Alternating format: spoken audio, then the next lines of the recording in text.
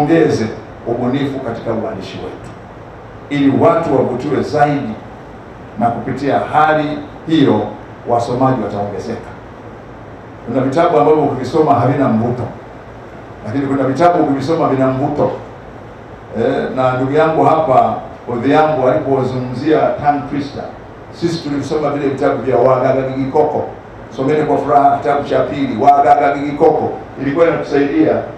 Lakini ukisoma ile habari ya kulicheka na Elizabeth inakupeleka katika ulimwengu mwingine. Kwa hiyo tuongeze ubunifu, lakini pia tushirikiane na vyama vingine kuanzisha shirikisho la wachapishaji na wasoma vitabu ili tuendelee kuwa na nguvu na kunufaika na mirahabu. Nadhani mnashangaa natumia neno na mimi najihusisha. Nataka mimi pia niwe sehemu ya hayo maagizo. Lakini pia tuanzishe miradi mbalimbali ili kupitia miradi hiyo tuweze kukopesheka. Na baadaye na pia tulinde maadili ya Mtanzania, maadili ya Mwafrika, lakini niongeze maadili ya mwanadamu yoyote mstaarabu. Hiyo tutumie vitabu vyetu hivi kujenga uzalendo, lakini kujenga watu ambao wana uwezo wa kutafakari, watu ambao hawafuati mkumbo, watu wenye uwezo wa kudadisi, watu wenye uwezo wa kudadavua mambo na kuyafahamu. Ndugu washiriki, serikali inayoongozwa na Dr. Samia Suluhu Hassan imejipanga vema kuendelea kuwatumikia Watanzania.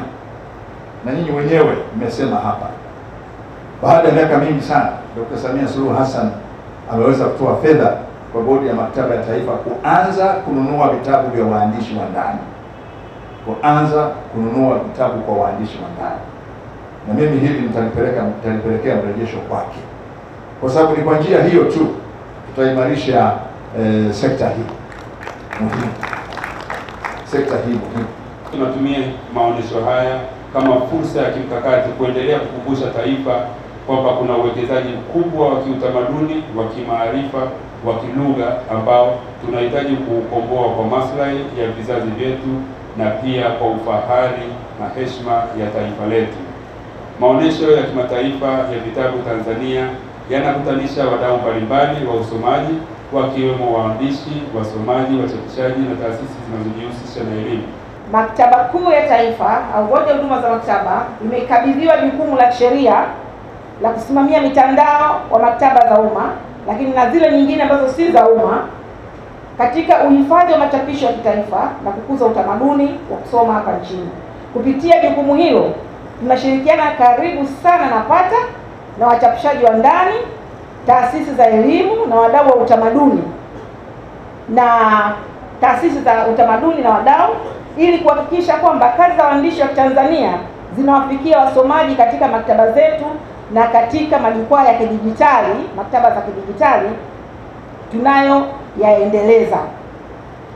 Katika miaka hivi karibuni, sisi kama bodi tumeanza kuimarisha maktaba za jamii, community libraries, ili kufikia maeneo ya pembezoni, na pia tumeanza kutoa huduma za kidijitali. Nadhani ulikuwa kwenye banda letu umeona.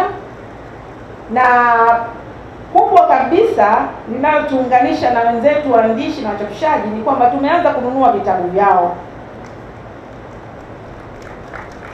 Tupongeze kidogo basi. Tumeanza kununua vitabu kutoka kwa wachapishaji wa ndani ili katika kuinua usomaji sambamba na kukuza soko la ndani la vitabu ambalo kwa muda mrefu limekuwa halifanyi vizuri, na mwenyekiti amegusia hapo. Hivyo tunaishukuru sana serikali ya awamu ya 6 inayoongozwa na Mheshimiwa Rais Dr. Samia Suluhu Hassan kupitia Wizara ya Elimu kuweza kutenga bajeti kwa ajili ya ununuzi wa vitabu hivyo. Hii ni hatua kubwa sana katika kuinua ari ya uandishi, lakini pia ari ya usomaji wa vitabu hapa nchini. FM kutoka Tabata, Dar es Salaam, Tanzania.